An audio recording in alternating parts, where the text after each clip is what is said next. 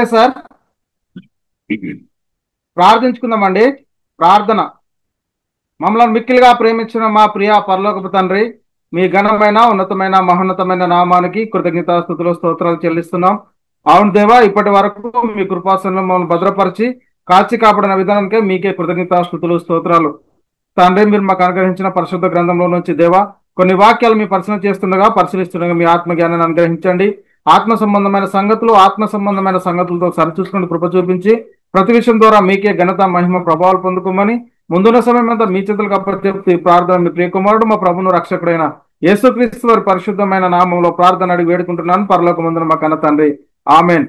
ప్రభువు నందు ప్రియ పరిశుద్ధ దేవుని కుమారులారా, దేవుని కుమార్తెలారా, మీ అందరికీ మన ప్రభును రక్షకుడైన యేసుక్రీస్తు వారి పరిశుద్ధమైన నామంలో వందనములు, శుభములు. మనందరి ఆత్మల కన్నతని అయిన దేవాతి దేవునికి మన ప్రభును రక్షకుడైన యేసుక్రీస్తు వారి పరిశుద్ధమైన నామంలో కృతజ్ఞతాస్తుతులు స్తోత్రములు. మరి సంఘానికి వచ్చినటువంటి మనం అందరం ఎలా ఉన్నామో, అందరం ఆనందంగా సంతోషంగా ఉన్నారా?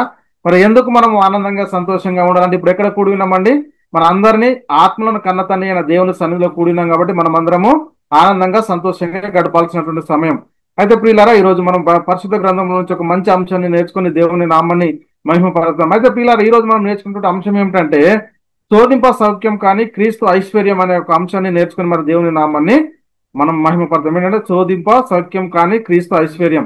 అయితే ప్రియులారా, మనం ఈ లోకంలో పరిశీలన చేస్తే మనం ఏ ఐశ్వర్యాన్ని బట్టి అతిశయపడుతున్నాం అంటే క్రైస్తవులైనటువంటి మనము ఈ లోకంలో ఉన్నటువంటి వారికి మనకు ఏంటి తేడా అనేది మనం మొట్టమొదట గుర్తుంచుకోవాలి. అయితే ప్రియులారా, మరి క్రైస్తవులైనటువంటి మనము మరి ఏ ఐశ్వర్యాన్ని బట్టి మనము అతిశయించాలి అంటే క్రీస్తు ఐశ్వర్యం అంటే ఏంటి, ఈ లోక లేక ఇంకా ఆత్మ సంబంధమైనది ఏంటి అనేది మనం మొట్టమొదట గుర్తించుకోవాలి. కానీ ఈ రోజు మనము దేని బట్టి అతిశయిస్తున్నాం, దేనికోసం చింతిస్తున్నాం అనేది మనం మొట్టమొదట మనల్ని మనం ఒకసారి పరిశీలన చేసుకోవాల్సినటువంటి అవసరము ఎంతైనా ఉంది. అయితే ప్రియులారా, ఇక్కడ వాక్యం లేకుండా ఏం చెప్తుందంటే దేవుడు మన ప్రభు అయిన యేసుక్రీస్తునందు చేసిన నిత్య సంకల్పం అట. ఏంటి దేవుడు మన ప్రభు అయిన యేసుక్రీస్తునందు చేసిన నిత్య సంకల్పం ఏంటి అని ఒకసారి మనం పరిశీలన చేస్తే ఇక్కడ ఎఫెసీయులకు రాసిన పత్రిక, అపోస్తలుడైన పౌలు గారు ఎఫెసీయులకు రాసిన పత్రిక 3వ అధ్యాయము 8 నుంచి 11 వర్షాలు మనం పరిశీలన చేస్తే ప్రియులారా, దేవుడు మన ప్రభు అయిన క్రీస్తు యేసునందు చేసిన నిత్య సంకల్పం చొప్పున పరలోకంలో ప్రధానులకును అధికారులకును సంఘం ద్వారా తన యొక్క నానా విధములైన జ్ఞానం ఇప్పుడు తెలియజేయాలని ఉద్దేశించి శోధింప సౌఖ్యం కానీ క్రీస్తు ఐశ్వర్యము అన్యజనులలో ప్రకటించుటకును సమస్తము సృష్టించిన దేవుని యందు పూర్వకాలం నుండి మరగై ఉన్న ఆ మర్మమును గూర్చిన ఏర్పాటు ఎట్టుదో అందరికీ తేటపరచుటకును పరిశుద్ధులందరిలో అత్యల్పుడైన నాకు ఈ కృప అనుగ్రహించెను అని చెప్తున్నటువంటి మాట ఇక్కడ మనం చూసాం. అయితే ఇక్కడ మనం పరిశీలన చేసుకుంటే పరలోకంలో ప్రధానులకును అధికారులకును సంఘం ద్వారా తన యొక్క నానా విధమైనటువంటి జ్ఞానం ఇప్పుడు తెలియబడవాలని ఉద్దేశించేట దేవుడు. అంటే ఇప్పుడు దేవుడు ఎవరి ద్వారా జ్ఞానాన్ని బయలుపరచాలనుకుంటున్నాడు అనేది మనం మొట్టమొదట గుర్తించుకోవాల్సినటువంటి అవసరం ఎంతైనా. సంఘం ద్వారా తన యొక్క నానా విధమైనటువంటి జ్ఞానం ఇప్పుడు తెలియబడాలని ఉద్దేశించి శోధింప సౌఖ్యం కానీ క్రీస్తు ఐశ్వర్యము అన్యజనుల్లో ప్రకటించుటకు అంటే ప్రియులారా, ఇక్కడ మనం పరిశీలన చేస్తే ఇప్పుడు మనం కలిగి ఉన్నటువంటి జ్ఞానం ఏంటి, ఈ ఐశ్వర్యం ఏంటి అనేది మనం మొట్టమొదట గుర్తించాలి. అంటే ఇది శోధింప సౌఖ్యం అంటే విలువ కట్టలేనిది. అసలు మనము అర్థమైందండి ఎంత గొప్పది అనేది మనం ఇక్కడ మొట్టమొదట మనము అర్థం చేసుకోవాలి. అంటే ఇది ఏంటి, మరి ఈ క్రీస్తు ఐశ్వర్యం అంటే ఏంటి అంటే ఈ లోక సంబంధమైనటువంటి ధనము, డబ్బు, బంగారము, వెండి ఇలాంటివా, లేక క్రీస్తు ఐశ్వర్యం అంటే ఏంటి, దేవుని వాక్యమా ఏంటి అనేది మనం మొట్టమొదట గుర్తించుకోవాలి. అయితే ప్రియులారా, ఈరోజు క్రీస్తు ఐశ్వర్యాన్ని పంచిపెట్టే వారంగా ఉండాలి మనం. ఏంటంటే ఈ లోక సంబంధమైన ఐశ్వర్యం కోసం పంచిపెడతారేమో అనేక మంది వస్తున్నారు, కానీ ఈ లోక సంబంధమైన ఐశ్వర్యం కాదండి. అంటే క్రీస్తు దగ్గరికి వచ్చినటువంటి మనము, క్రీస్తు సంఘంలో చేర్చబడినటువంటి మనము ఏ ఐశ్వర్యాన్ని పొందుకోవాలంటే క్రీస్తు ఐశ్వర్యమును పొందుకోవాలి. ఈ క్రీస్తు ఐశ్వర్యం పొందుకోవడమే కాదు, అనేక మందికి ఐశ్వర్యాన్ని పంచిపెట్టాలి అని చెప్తున్నటువంటి మాట ఇక్కడ మనం చూస్తూ ఉన్నాం. అందుకే ఇక్కడ ఏమంటే అన్యజనుల్లో ప్రకటించటకును సమస్తము సృష్టించిన దేవుని యందు పూర్వకాలం నుండి మరగై ఉన్న ఆ మర్మమును గూర్చిన ఏర్పాటు ఎట్టిదో అందరికీ తేటపరచబట్టుటకును పరిశుద్ధులందరిలో అత్యల్పుడైన నాకు ఈ కృప అనుగ్రహించిన పౌలు చెప్తున్నాడు. చూడండి ప్రియులారా, అందరికీ ప్రకటించాలి, ఐశ్వర్యాన్ని అందరికీ అనుగ్రహించాలి. ఏంటి మరి ఐశ్వర్యం మన దగ్గర ఉందా, మనం గుర్తించగలిగామా ఐశ్వర్యాన్ని అనేది మనం ఒకసారి మనల్ని మనమే పరిశీలన చేసుకోవాలి. ప్రియులారా, ఈ లోక సంబంధంగా ఐశ్వర్యవంతులు ఉన్నారు, వారి వారి ఐశ్వర్యాన్ని బట్టి చాలా మంది అతిశయపడతా ఉన్నారు. మరి క్రీస్తు రక్తంలో కడగబడి సంఘంలో చేర్చబడినటువంటి మనము మరి దేన్ని బట్టి అతిశయించాలి, దేన్ని బట్టి ఈరోజు మనం అతిశయిస్తున్నాము అనేది ఒకసారి మనల్ని మనమే పరిశీలన చేసుకోవాలి. కానీ మన దగ్గర ఉన్నటువంటి ఈ శోధింప సౌఖ్యం కానీ క్రీస్తు ఐశ్వర్యం ఉంది, దీనికి కొలత అనేది లేదు అని మొట్టమొదటి మనం గుర్తించుకోవాలి. ఎందుకు అంటే మరి మనము ఎంత అతిశయపడాలి, దీనికి కొలత అనేది లేదు ఈ క్రీస్తు ఐశ్వర్యానికి. చూడండి ప్రియరా, మనం ఇక్కడ ఉన్నాను, ఈ పరలోకంకి వెళ్ళినా కానీ ఈ ఐశ్వర్యాన్ని మనం పొందుకుంటూ ఉన్నాం. చూడండి ఎంత గొప్పదాన్ని, విలువ కట్టలేనటువంటి ఐశ్వర్యాన్ని మనం పొందుకున్నాం.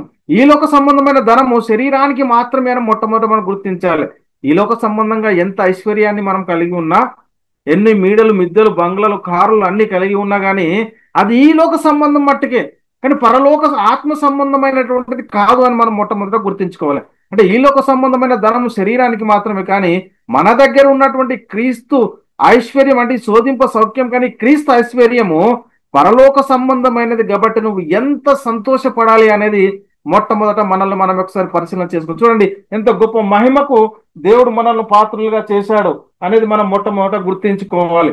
ఒకసారి ఆలోచన చేయండి ప్రియులారా, ఈ లోక సంబంధంగా మన దగ్గర ఏమైనా లేకపోయినా, అంటే క్రైస్తవులైనటువంటి మన దగ్గర ఈరోజు డబ్బు లేకపోవచ్చు, ధనం లేకపోవచ్చు, ఏమీ లేకపోవచ్చు, కానీ ఏమి లేకపోయినా కానీ మనం ఏమంటే పరలోక సంబంధమైన ప్రతి ఐశ్వర్యాన్ని మనం కలిగిన వరం. కాబట్టి ఒకసారి ఆలోచించండి ఎంతటి గొప్ప మహిమకు మనం పాత్రను. అందుకే శోధింప సౌఖ్యం కానీ క్రీస్తు ఐశ్వర్యాన్ని మనము పొందుకున్న వారమని లేఖనాలు చెప్తున్నాయి. అందుకే ప్రియుడు అపోస్తులైన పౌలు గారు ఒక మాట చెప్తా ఉన్నాడు.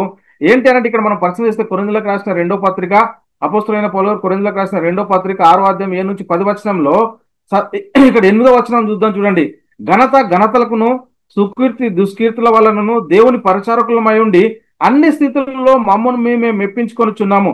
మేము మోసగాళ్ళమైనట్టుండి సత్యవంతులము, తెలియబడిన వారమైనట్టుండి బావుగా తెలియబడిన వారము, చనిపోవచ్చునను బ్రతికి ఇది ఇక్కడ చూడండి, చనిపోవచ్చున్న వారమైనట్లుండి ఇదిగో బ్రతికింపబడుచున్న వారము, శిక్షించబడిన వారమైనట్లుండి చంపబడని వారము, దుఃఖపడిన వారమైనట్లుండి ఎల్లప్పుడూ సంతోషించే వారము, దరిద్రులమైనట్టుండి అనేకులకు ఐశ్వర్యం కలిగించే వారము, ఏమీ లేని వారమైనట్టుండి సమస్తము కలిగిన వారమని చెప్తున్నటువంటి మాట. అంటే ప్రియులారు ఇక్కడ ఎలాంటి అంటే క్రీస్తు సంఘంలో చేర్చబడినటువంటి మనము, ఆయన శరీరంలో చేర్చబడినటువంటి మనము ఈ లోకంలో ఏ ఐశ్వర్యాన్ని బట్టి అతిశయిస్తా ఉన్నాము అంటే పౌలు చెప్తుండే ఈ లోక సంబంధంగా మాకు ఏమీ లేదు, ఈ లోక సంబంధంగా మేము ఏమీ లేకుండా కానీ ఆత్మ సంబంధమైనటువంటి విషయంలో మేము అన్ని పొందుకున్న వారు. అంటే ఈ లోక సంబంధంగా దరిద్రముగా ఉన్నామేమో, ఈ లోక సంబంధంగా వస్త్రహీనతగా ఉన్నామేమో, ఈ లోక సంబంధంగా మాకు ఏమీ లేని వారమట్టుగా ఉన్నామేమో, కానీ అనేకులకు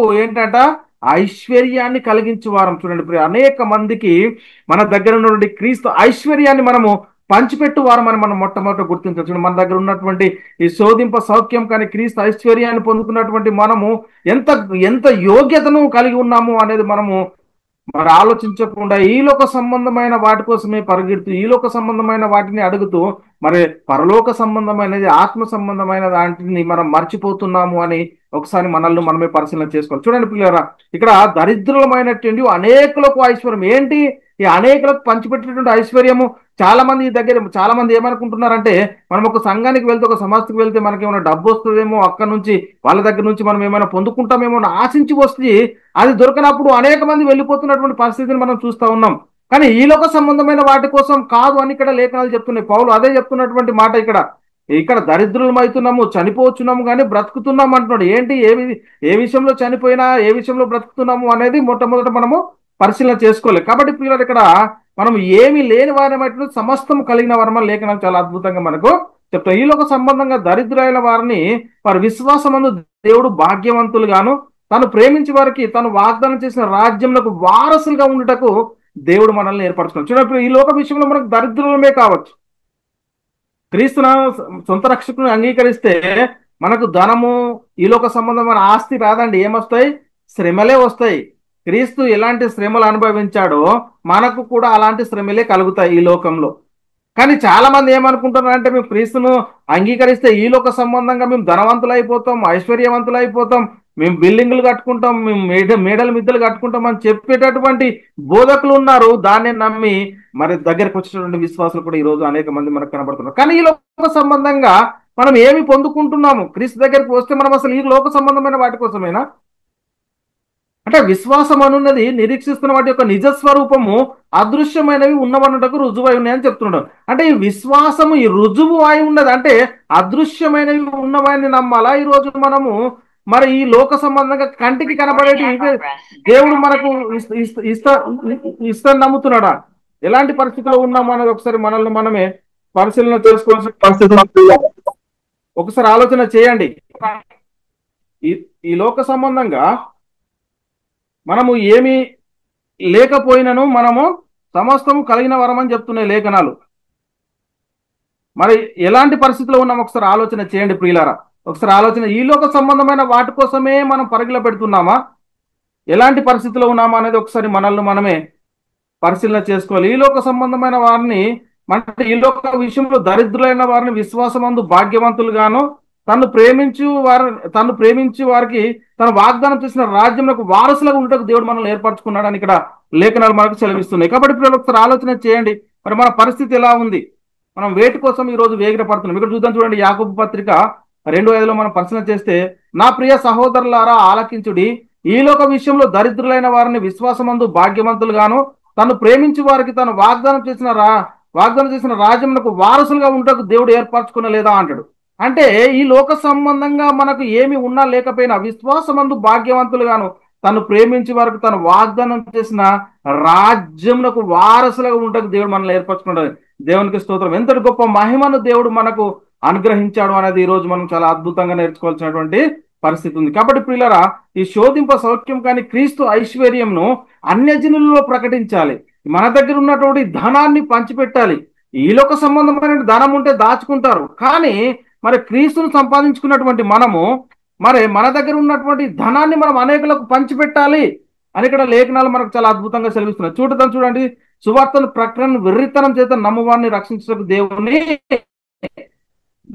పూర్వక సంకల్పమైంది. అంటే ఈ శోధింప సౌఖ్యం క్రీస్తు ఐశ్వర్యాన్ని మనం అనేక మందికి ప్రకటించాలి, అనేక మందికి పంచిపెట్టాలని చెప్తున్నాయి. కొరింథీయులకు రాసిన మొదటి పత్రిక 1:18 సిలువను కూర్చున్న వార్త నశించుచున్న వారికి వెర్రితనం కానీ రక్షించబడుచున్న మనకు దేవుని శక్తి. ఈరోజు దేవుని శక్తి, దేవుని ఐశ్వర్యము, దేవుని మహిమ ఎందులో ఉందంటే సువార్తలో ఉందని మనం మొట్టమొదట గుర్తించాలి. ఏ సువార్త? ఇక్కడ కూడా మళ్ళీ ఏంటి అంటే ఇక్కడ కూడా తప్పిపోయారు. సువార్త అంటే ఏ సువార్త ప్రకటించాలో తెలియట్లేదు. అంటే సిలువను గూర్చిన వార్త అని చెప్తా ఉన్నాడు. ఇక్కడ మొట్టమొదట మనం గుర్తించాల్సింది ఏంటంటే సువార్త అనగానే, అందుకే సిలువను గూర్చిన వార్త నశించుచున్న వారికి వెర్రితనం కానీ రక్షించబడుచున్న మనకు దేవుని శక్తి. అంటే ఈరోజు ఏం ప్రకటించాలి అంటే మృతులలో నుండి తిరిగి లేచినటువంటి క్రీస్తును మనం ప్రకటించాలి. సిల్వ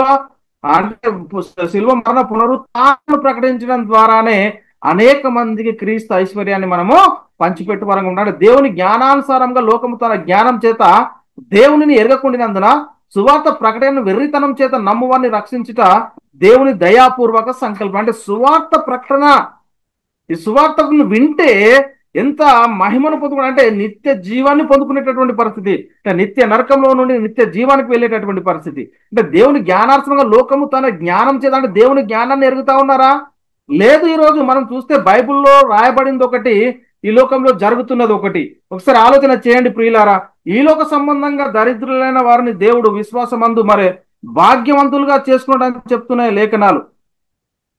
మరి ఈ లోక సంబంధమైన వాటి కోసమే మనం ఆలోచిస్తా ఉన్నామా, ఏం చేస్తా ఉన్నాము అనేది ఒకసారి మనల్ని మనమే పరిశీలన చేసుకోవాల్సినటువంటి అవసరం ఎంతైనా ఉంది ప్రియులారా. ఒకసారి ఆలోచన చేయండి. ఈ లోక సంబంధంగా మనకు ఏమి ఉన్నాయా, ఏమి లేకపోయినా కానీ పరలోక విషయంలో ఆత్మ సంబంధమైన ప్రతి ఆశీర్వాదాన్ని మనము పొందుకున్న వారమై ఉండాలని మొట్టమొదట మనం గుర్తించాల్సినటువంటి అవసరం ఎంతైనా ఉంది ప్రియులారా. ఆలోచన చేయండి. అంటే దేవుని జ్ఞానానుసారంగా ఈ లోకము తన జ్ఞానం చేత దేవుణ్ణి ఎరగట్లేదు, వారి సొంత జ్ఞానాన్నే స్థాపించబూనుకొంటున్నారు ఇక్కడ. అందుకే సువార్తను ప్రకటన వెర్రితనం చేత సువార్త ప్రకటనను వెర్రితనం చేత నమ్మువారిని రక్షించడానికి దేవుని దయాపూర్వక సంకల్పమైందని ఇక్కడ లేఖనాలు తెలుస్తున్నాయి. కాబట్టి ఇక్కడ ఇంకా మనం పరిశీలిస్తే బుద్ధి జ్ఞాన సర్వ సంపదల్లో ఆయన యందే గుప్తంలో ఉన్నాయని లేఖనాలు చెలవిస్తా ఉన్నాయి. ఈరోజు మనకి ఏం అర్థం అవ్వట్లేదు, ఈరోజు మనకి ఏమి కూడా అర్థం అవ్వట్లేదు. లేఖనం ఏంటంటే కొలెస్లకు రాసిన పత్రిక 2:3 మనం పరిశీలన చేస్తే బుద్ధి జ్ఞానంలో సర్వ సంపదలు ఆయన యందే గుప్తంలో ఉన్నవి.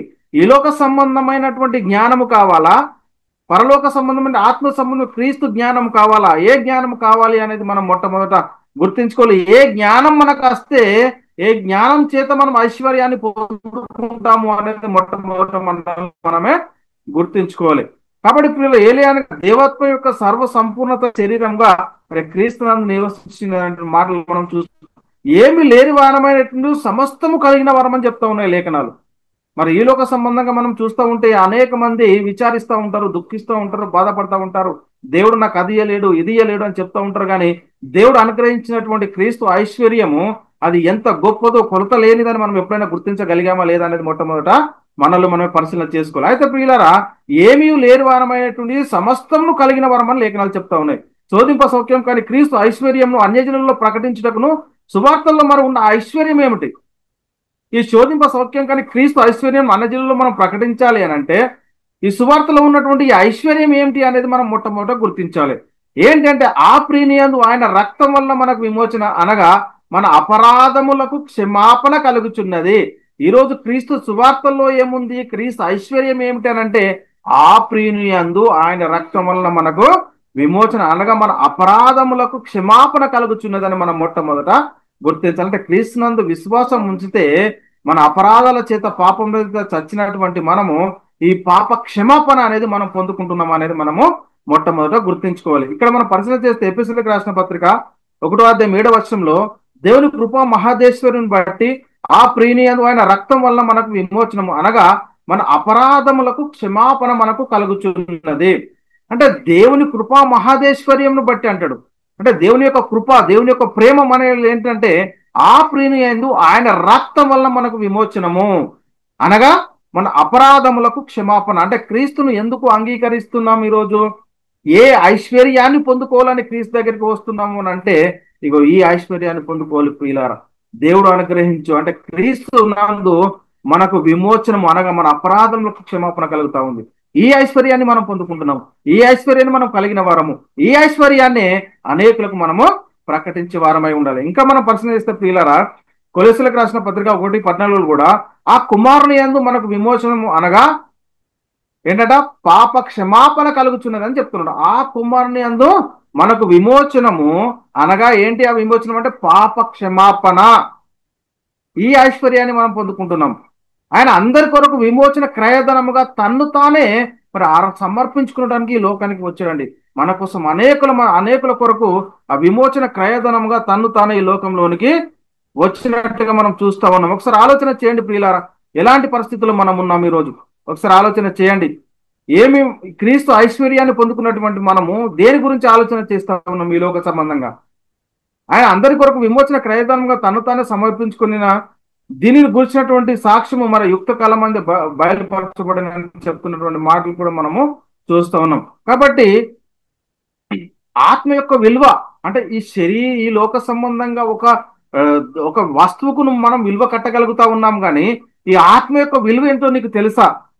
ఒకడు సర్వలో ఈ లోకమంతా సంపాదించుకొని తన ప్రాణం పోడగొట్టుకుంటే మనకి ఏమి కూడా ప్రయోజనం లేదు. ఎందుకంటే ఏది సంపాదించుకోవాలో అది సంపాదించుకోవట్లేదు. ఈరోజు ఈ క్రీస్తు ఐశ్వర్యాన్ని మనం సంపాదించుకోవాలంటే ఈ లోక సంబంధమైనటువంటి ఐశ్వర్యాన్ని గురించి ఆలోచిస్తూ ఉన్నారు. కానీ మరి క్రీస్తు ఐశ్వర్యాన్ని కోసం ఎంతమంది మరి ఆలోచిస్తున్నారో అనేది మనం మొట్టమొదట గుర్తించుకోవాలి. ఈ లోక సంబంధమైన ఐశ్వర్యము కొద్ది కాలమే, ఈ లోక సంబంధం ఐశ్వర్యము కొద్ది కాలమే. కానీ ఆత్మ సంబంధమైన ఐశ్వర్యము మనం ఈ లోకంలో ఉన్నను ఈ దేహం విడిచినను మనకు ప్రయోజనం అని లేఖనాలు చెలవిస్తూ ఉన్నాయి. ఆత్మ విమోచన ఎలా జరిగింది అనేది మనం మొట్టమొదటి గుర్తించుకోవాల్సినటువంటి అవసరం ఉంది. ఇక్కడ చెప్తున్నాడు, పితృ పారంపరమైన మీ వ్యర్థ ప్రవర్తన విడిచిపెట్టినట్లుగా వెండి బంగారంలో అంటే క్షయ వస్తువుల చేత మీరు విమోచింపబడలేదు, కానీ అమూల్యమైన రక్తం చేత, అనగా నిర్దోషమును నిష్కలంకమునగు గొర్రెపిల్ల వంటి క్రీస్తు రక్తం చేత విమోచింపబడతారని మీరు ఎరుగుదురు కదా అంటాడు. చూడండి ప్రియులారా, అంటే ఈ లోక సంబంధంగా మనం దేన్ని వెతుకుతా ఉన్నాం, దేన్ని విడిచిపెట్టాలో అది విడిచిపెట్టట్లేదు, కానీ దాన్ని పట్టుకొని మనం ఉంటున్నటువంటి పరిస్థితి మనకు కనబడతా ఉంది. అంటే ఈ లోక సంబంధంగా దేని ద్వారా మనం విమోచించబడుతున్నాం? క్రీస్తు దగ్గరకు వచ్చి అంటే వెండి బంగారం నుండి క్షయ వస్తువుల చేత విమోచింపబడ్డామా? ఈ లోక సంబంధంగా ఒక వస్తువును విడిపించాలి అంటే, ఒక వస్తువును కొనాలి అంటే, మనకు క్రయ విక్రయం చేయాలంటే ధనము కావాలి. మరి ఈ ఒక ఆత్మకున్నటువంటి పాప రోగాన్ని కడగాలి అని అంటే మరి ఏమి కావాలంటే క్రీస్తు రక్తం కావాలి. అదే అమూల్యమైన రక్తము, అనగా నిర్దోషమును నిష్కలంకమును గొర్రె పిల్ల వంటి క్రీస్తు రక్తం చేత మీరు విమోచింపబడ్డారని మీరు ఎదుగుతారు కదా అని చెప్తున్నటువంటి మాట మనం ఇక్కడ చూడగలుగుతాం. ఒకసారి ఆలోచన చేయండి ప్రియ సహోదరి, ప్రియ సహోదరుడా, మనం ఎలాంటి పరిస్థితిలో ఉన్నాం అంటే సువార్త ద్వారా విమోచన జరుగుతుంది. ఇప్పుడు మన దగ్గర ఉన్నటువంటి ఐశ్వర్యాన్ని అనేక మందికి పంచిపెట్టట్లేదండి. ఈరోజు దాచుకుంటున్నారు చాలా మంది. ఈరోజు ఏం చేస్తా ఉన్నారంటే సువార్తను అనేక మంది నేర్చుకున్నా, సువార్త సత్యం తెలిసినా కానీ ఏం చేస్తా ఉన్నారంటే దాచుకుంటున్నారు, బయలుపరచట్లేదు, పంచిపెట్టట్లేదు. ఈ లోక సంబంధమైన ధనాన్ని నువ్వు దాచుకున్నా ఏం పర్వాలేదు, కానీ ఆత్మ సంబంధమైనటువంటి దేవుడు నీకు ఇచ్చినటువంటి తలాంతు సువార్తను, ఈ ఐశ్వర్యాన్ని నువ్వు దాచిపెడితే దేవుడు నిన్ను చూస్తా ఉన్నాడు. ప్రియులు, ఒకసారి ఆలోచన చేయండి, నువ్వు ఎలాంటి పరిస్థితిలో ఉన్నావు. జీవం గల దేవుని చేతిలో పడుట ఎంత భయంకరం అని లేఖనాలు సెలవిస్తున్నాయి. ఒకసారి ఆలోచన చేయండి. నీ దగ్గరే ఉన్నటువంటి క్రీస్తు ఐశ్వర్యాన్ని నువ్వు పంచిపెట్టాలి, అనేక మందికి రక్షణ సువార్తను ప్రకటించాలి, అనేక మందిని నిత్య జీవానికి వారసులుగా చెయ్యాలి. కాబట్టి పిల్లల సువార్త ద్వారా విమోచన జరుగుతూ ఉంది. ఒక ఆత్మ నిత్య నరకం నుండి నిత్య జీవాన్ని పొందుకుంటుంది. ఈ లోక సంబంధమైన ధనము చూసి కొందరు మరి సంతోషిస్తున్నారు, కానీ వారి ఆత్మను విమోచింపగలరా ఆ ధనము? వారి ఆత్మను బ్రతికింపగలరా ఆ ధనము? ఆ ధనము ఒక ఆత్మను పాపం నుండి విమోచింపగలదా? లేదండి. ఈ లోక సంబంధమైనటువంటి ధనము చూసి అతిశయపడడం ద్వారా ఏమి కూడా ప్రయోజనం లేదు. అది కొద్ది కాలమే, ఇంతలో కనబడి అంతలో మాయమైనటువంటి నీటి. ఎందుకంటే పిల్లల మనం చూసాము, భయంకరమైనటువంటి కరోనా వ్యాధి వచ్చినప్పుడు కోట్లున్న లక్షలున్న అధికారులందరినీ కనీసం ముట్టుడు కాదు కదా, జేసీపీతో తీసుకెళ్లి అక్కడెక్కడో దూరంలో పారేసి వచ్చారండి. ఎంత ధనం ఉన్నా, ఎంత ఆస్తి ఉన్నా ప్రాణాన్ని రక్షించుకోలేడు, ఆత్మను కూడా రక్షించుకోలేకపోయాడు. ఒకసారి ఆలోచన చేయండి. ఈ ధనం ద్వారా ఈ లోక సంబంధమైన వాటిని ఏమైనా సంపాదించుకోవచ్చేమో కానీ ఆత్మను రక్షించుకోవడము అసాధ్యము అని మనం మొట్టమొదట గుర్తుంచుకోవాలి. అంటే ఆత్మను రక్షించాలి అంటే మరి ఏం కావాలండి? క్రీస్తు రక్తం, నిర్దోషము నిష్కలంకములను క్రీస్తు రక్తము మనకు కావాలి, పాప విమోచన మనకు కావాలి. ఈ అనేక మంది ఈ లోక సంబంధం, ఈ శరీరానికి ఉన్నటువంటి రోగాన్ని చూస్తూ ఉన్నారు, కానీ ఆత్మకున్నటువంటి రోగాన్ని ఎవరు కూడా మరి పట్టించుకోవట్లేదు. నేను చనిపోతే నిత్య నరకానికి పోతా, ఈ ఆత్మకున్న రోగాన్ని నేను కడుక్కోవాలి అని ఎంతమంది ఆలోచిస్తున్నారు చెప్పండి. ఒకసారి ఆలోచన చేయండి, ఎలాంటి పరిస్థితుల్లో మనం ఉన్నామండి. ఆత్మను ఈ లోక సంబంధమైన డబ్బు విమోచింపగల ఎంతకు మట్టుకు లేదండి. ఆత్మను పరలోకం తీసుకెళ్లగలదా ఈ లోక సంబంధమైన ధనం అంటే? తీసుకెళ్ళలేదండి. ఒకసారి ఆలోచించండి.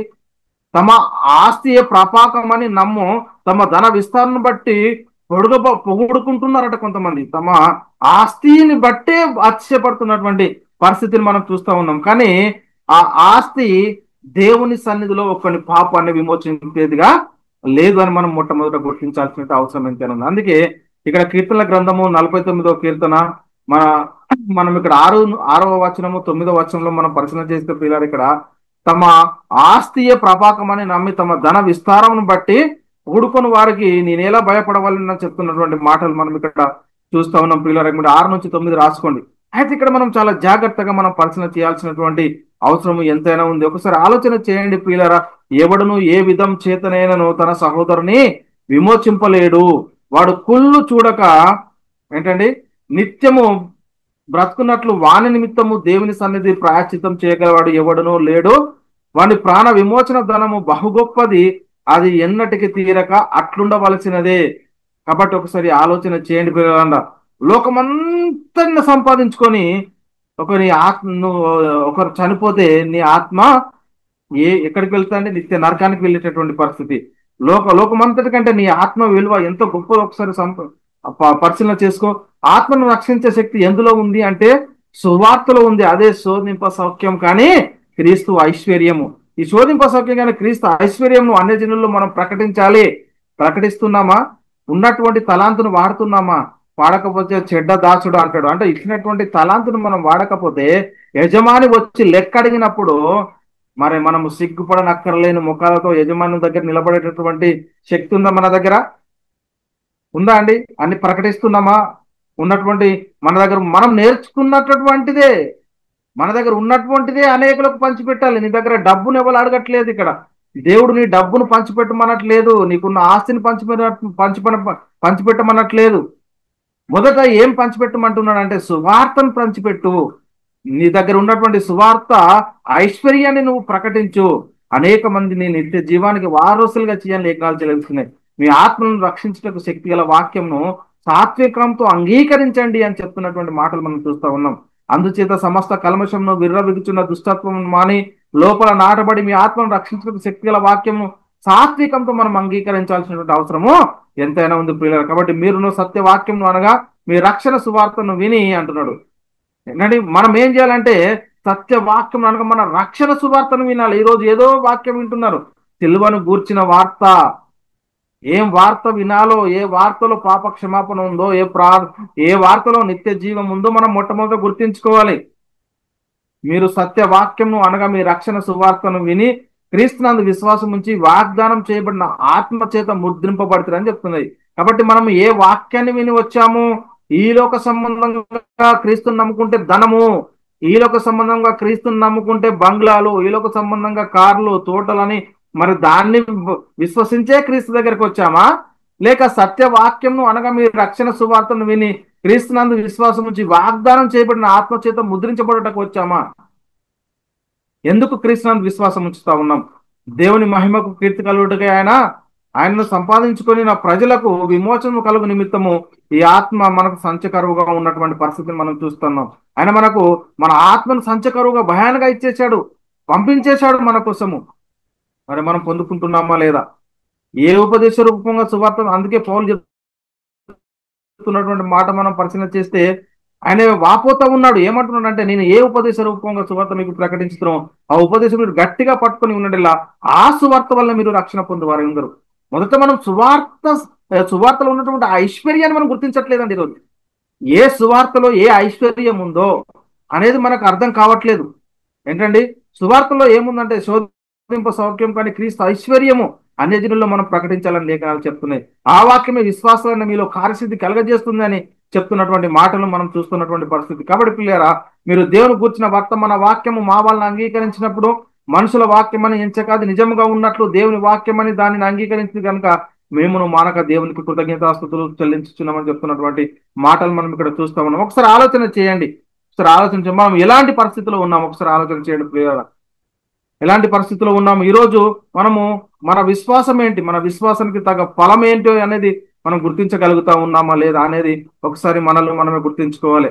సువార్తను గురించి నేను సిగ్గుపడవాడని కారణం ఏదైనా నమ్ము ప్రతివానికి మొదట యూదునికి గ్రీక్ దేశస్తుని కూడా రక్షణ కలగజేయటం అది దేవుని శక్తి. దేవుని శక్తి ఈరోజు ఎందులో ఉంది అంటే సువార్తలో ఉంది. ఏ సువార్త? సిల్వను గుర్చినటువంటి సువార్త. ఈ సిల్వను గుర్చినటువంటి సువార్తల్ని మనము విశ్వసిస్తా ఉన్నామా? ఇక్కడ ఏమంటారు? సువార్తను గురించి సిగ్గుపడడం కారణం ఏంటి? ఆ సువార్త ఏలియన్గా నమ్ము ప్రతివానికి అంట, యూదునికి గ్రీక్ దేశస్తుని కూడా రక్షణ కలగజేయటం కదా దేవుని శక్తి. దేవుని శక్తి ఎందులో ఉంది? సువార్తలో. దేవుని ఐశ్వర్యం ఎందులో ఉంది? సువార్తలోనే ఉంది. మరి మనం దేనికోసం వెతుకుతా ఉన్నాం ఈరోజు? క్రీస్తు దగ్గరికి వచ్చి లోక సంబంధమైన వాటి కోసం వెతుకుతా ఉన్నాం కానీ ఆత్మ సంబంధమైన వాటి కోసం మనము వెతకట్లేదు.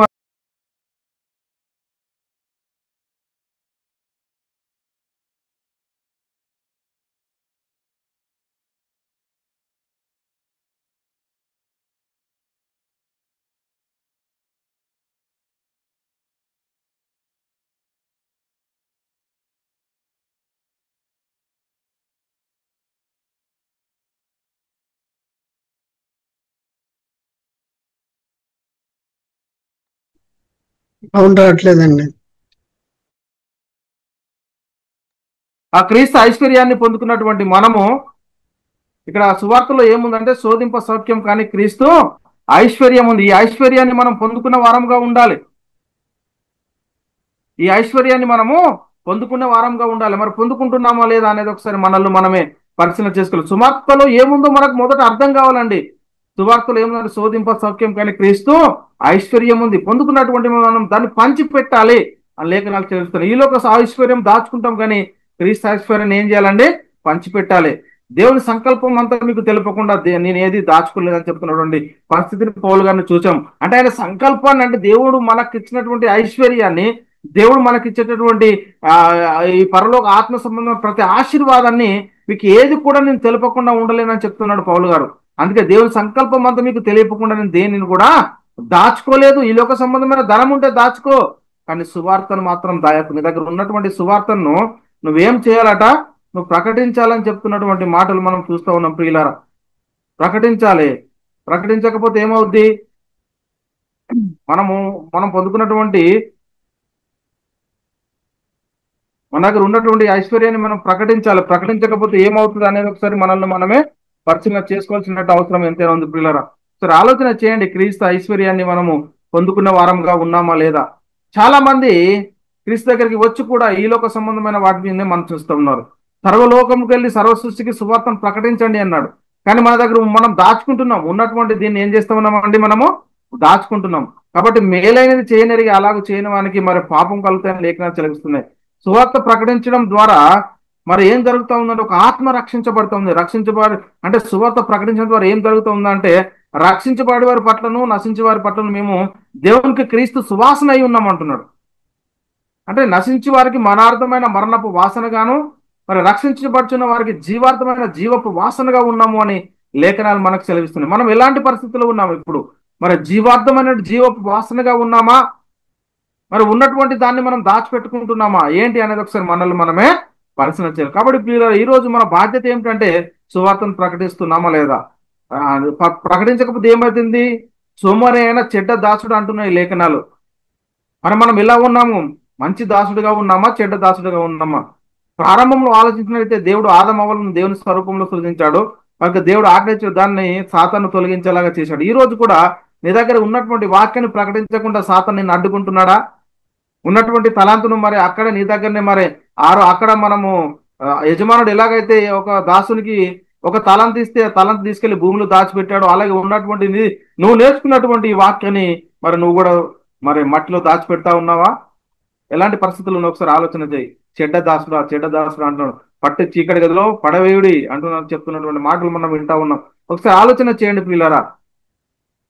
దేవుని ఆజ్ఞ నుండి తప్పిస్తా ఉన్నాడు సాతాను. సువార్త ప్రకటించడం ద్వారా అనేక మంది విశ్వసిస్తున్నారు. కానీ మనం ఆ సువార్తను ప్రకటించకపోతే వారికి విశ్వాసం అనేదే తెలియదు. దేన్ని విశ్వసించాలో తెలియదు, ఏది ఐశ్వర్యమో తెలియదు, ఏది ఈ లోక సంబంధమైనది ఏది పరలోక సంబంధమైనదో తెలియనటువంటి పరిస్థితిలో ఉన్నాం. కాబట్టి ఒక వ్యక్తిని నిత్య జీవానికి దేవుని కుటుంబంలో చేర్చేటటువంటి బాధ్యత దేవుడు ఈ రోజు మనకు అనుగ్రహించాడు.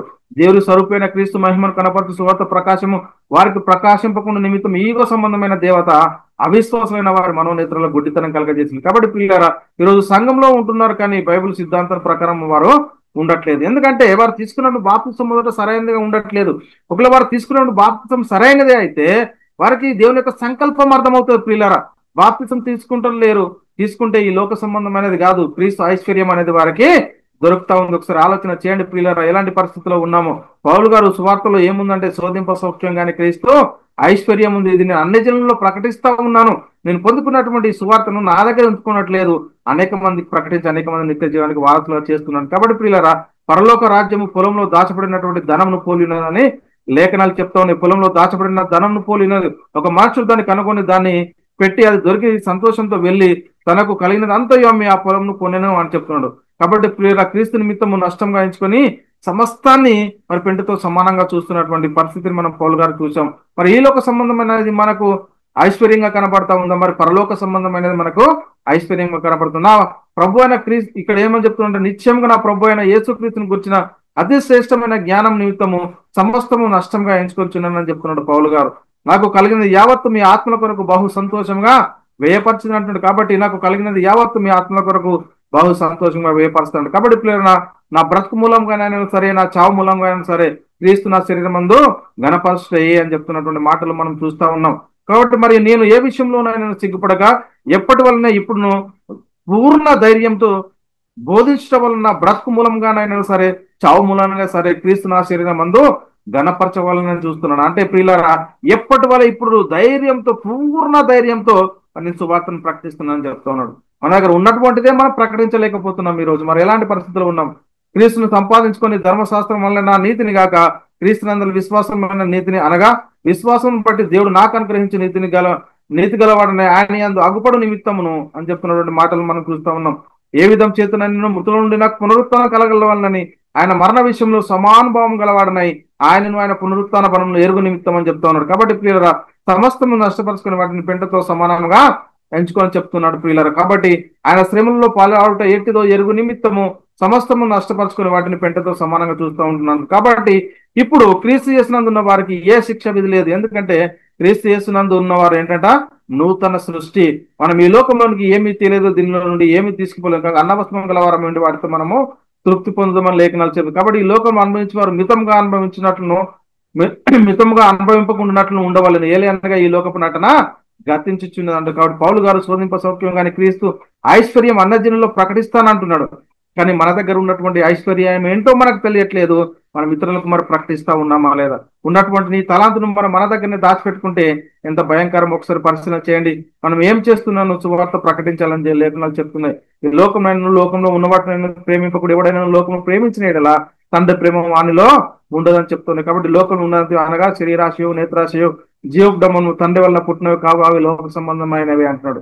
అప్పుడు లోకంలో దాని ఆశయ గతించుకోను కానీ దేవుని చిత్తం జరిగించేవాడు మరి నిత్యము బ్రతుకు నిలిచిన చెప్తారు. కాబట్టి ప్రియులారా, సువార్త యొక్క విలువ తెలుసుకొని సువార్తను ప్రకటించి దేవుని చిత్తమును నెరవేర్స్తాం. ప్రియులారా, ఒకసారి ఆలోచన చేయండి. మరి శోధింప సౌఖ్యం కానీ క్రీస్తు ఐశ్వర్యము మరి మనం అన్యజనుల్లో ప్రకటిస్తా ఉన్నామా? సంఘం ద్వారా దేవుడు తన జ్ఞానాన్ని ఈ రోజు తెలియజేయాలనుకుంటున్నాడు. మరి మన దగ్గర ఉన్నటువంటి జ్ఞానాన్ని మన దగ్గరే దాచిపెట్టుకుంటే ఈ లోక సంబంధమైనటువంటి ధనమా లేక శోధింప సౌఖ్యం కానీ క్రీస్తు ఐశ్వర్యమా, ఏది కావాలి? ఈ రోజు మనం దేన్ని ఎంచుకుంటున్నాము అంటే చూడండి పిల్లలు, ఈ లోక సంబంధమైన ధనంతో ఈ లోక సంబంధమైన ఐశ్వర్యంతో ఒక ఆత్మను మనం విమోచింపలేము. మన దగ్గర ఉన్నటువంటి క్రీస్తు ఐశ్వర్యము ఈ సువార్త ద్వారా అనేక నిత్య జీవానికి వారసులుగా చేసినటువంటి భాగ్యము. మరి దీంతో మనం అనేక మందిని మరి నిత్య జీవానికి వారసులు చేద్దాం. మరి శోధింప సౌఖ్యం కానీ క్రీస్తు ఐశ్వర్యాన్ని మనం పొందుకున్నటువంటి మనము మన దగ్గరనే ఉంచుకోకుండా అనేక మందికి ప్రకటించి అనేక మందికి నిత్య జీవానికి వారసులుగా చేద్దాం. అలాంటి కృప దేవుడు మీకును మనందరికీ అనుగ్రహించును గాక. చెప్పబడినటువంటి వాక్యము దేవుడు మనందరి హృదయంలో నీరు గట్టి ఫలింపజేయను గాక. ఆమెన్. అందరికీ వందనములు, దేవునికి స్తోత్రములు.